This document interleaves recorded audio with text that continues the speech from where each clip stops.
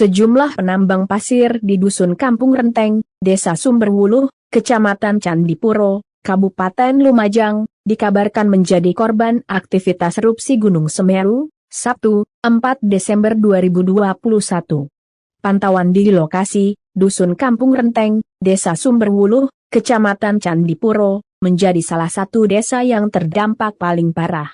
Sebab abu vulkanik dari erupsi Gunung Semeru menutupi hampir semua dusun yang hanya berjarak sekitar 2 km dari jalur lahar panas.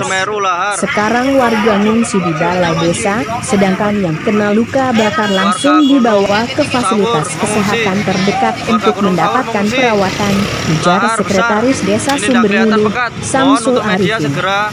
BPBD segera meluncur, mohon untuk semuanya bersiaga. Semua orang khawatir.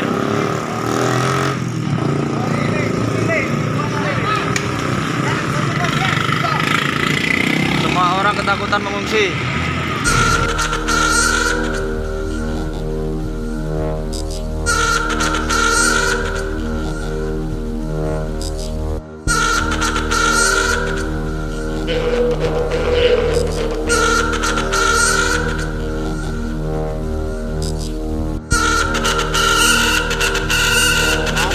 Lava, euy.